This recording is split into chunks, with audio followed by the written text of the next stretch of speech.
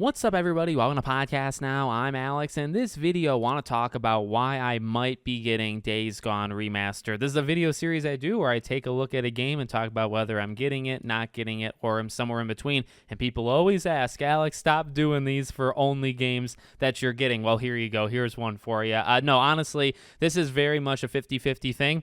There's the price point is a solid thing. We'll talk about that. But also, this just feels weird. This just feels like a weird game to get, but it doesn't come from a place of hate. This comes from a place of, I guess, disappointment. Look, I'm disappointed that we're here talking about a remaster of a game that is 6 years old versus talking about a Days Gone 2 or talking about something I think potentially bigger and better from Bend, right? I mean, look, $10. Let's talk about the positives, right? $10 for the upgrade to get the remastered if you already had the PS4 version. That's a sweet deal. We've had similar situations with Horizon and, other things. And so just from a price point alone and the fact that, it is remastered, it's going to look better, it's going to run better, it's built with the PS5 in mind, the DualSense support, the Horde mode. The Horde mode almost in and of itself is worth about $10 to me, okay? The speed run, the permadeath. I mean, you have enough there. You definitely have enough enhancements and improvements and additions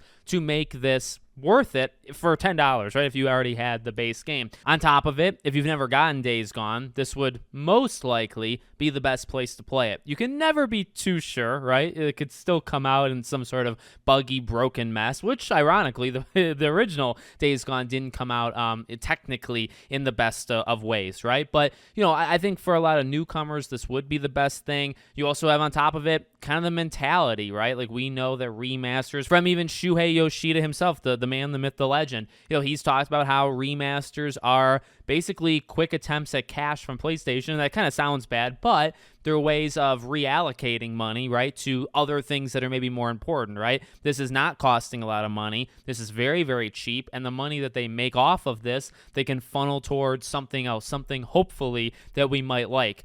Those are the positives, okay? There are several of them. Again, it's why I might be getting it. Negatives, well, there is one negative that's kind of outside of Days Gone and what they're, I guess, capable, and it's when it comes out. So April 25th, right? The 24th is Expedition 33, Clair Obscur Expedition 33. So that's a game of the year type game in my head. It's a game I'm very much looking forward to, and it's a game I'm getting day one and just dedicating my life to. So no matter what happens, I would not be going into even like the new features of this until that's done. So that's not really their problem. That's more of a me problem versus anything. And then there's kind of everything else. Number one, I don't like the idea of remastering games that are like under, 8, 9, 10 years old. This game's 6. That's not long enough, in my opinion, to really need a remaster. So that's number one. Number two, I've already kind of glossed over these. It should be a Days Gone 2 we're talking about. And I guess following that path, right?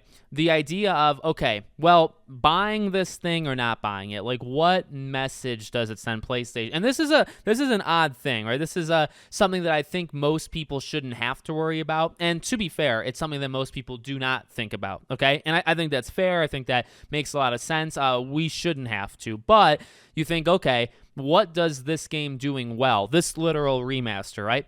What does it doing well do to PlayStation, do to the brand, do to these things? Well, again, we kind of know that they take the money and they put it towards something else, but they don't have to necessarily put it towards something from Bend. They could be putting it towards something somewhere in PlayStation, right? It doesn't have to be from the studio. Also, the feeling that I've always gotten, from who's left at Bend is that there will never be a Days Gone 2. Like, look, the original creators, and there's been some hot water stuff with both of them, thinking about the two heads, right? They're gone. And the new leadership and the new team, not necessarily saying they're better, because to be honest with you, up till this point, they've done nothing. Days Gone happened. Nothing's happened since then. They were working on what seemed to be a live service game, which is a shocker, right, under the Jim Ryan era, and then it was shut down. And they just shut it down very recently, so we're not going to get a game from them probably until like 10 years after Days Gone. Terrible, tragic, pathetic, whatever word you want to say. So, that studio that's there right now, I guess what I'm trying to say is this game doing well, or me buying this game and saying, okay, well, what message does that send them? it might not send them anything. Like, if they don't want to make a Days Gone 2, which I've always got the feeling that they don't care about Days Gone. They don't want to make a second game. They want to distance themselves from that game. And by the way, I mean, I guess that's fine. I don't care too much. But what does buying this like help with anything else, right? So again, that's something that most people don't think about and don't have to think about, and I think rightfully so. But it's just something that I do, right? Where it's like, yeah, it's not really gonna. You can't argue with me, at least in my opinion. You can't argue, oh well, Alex, well, buying this can help the possibility of a Days Gone 2. I just don't believe that. So that to me is not a reason to get this game or not get this game. Like, that just has nothing to do with it. And then again, almost a me problem, but again, it's my video, so I can say it. I actually just played this game like a year and almost 2 years ago. I think the summer of 2023. You know, I know there's some people out there that can play games like 3, 4, 5 times a year. Sometimes if a game really clicks with people, right, or it's one of their favorites, they can do it. Me, I always like to like games set. Even the legends that are like Sly Cooper and Uncharted and some of my Life is Strange, Kingdom Hearts, games that I really love and love more than most things on this planet. I need to give time. I can't actually play any of those games I listed to you in the same year. Like playing, say, Life is Strange now and then playing it 7 months from now. I can't do it. So, and those are games I adore, right? Those are like some of my favorite games of all time. A game that's good. I do not think Days Gone is a bad game. I think it's a good game with lots of potential that there should be a sequel that we'll never get, okay? But it's not a perfect game. It's not a great game. In my opinion, it's a good game. And I just played it. And again, just played as in 2 years ago. I don't think I'm ready. So again, in terms of why I might be getting it, or you know, what do I mean by all of this, right? $10, I feel like it is easy to just throw $10 at a digital screen and say, take this digital currency right from my bank account, take the $10. And even though I might not play it, or play, like, let's say beginning to end again, right? I would like to try out the new stuff. Like, how does it perform on PS5 versus PS4? Specifically, that Horde mode is really interesting. I like those kind of modes.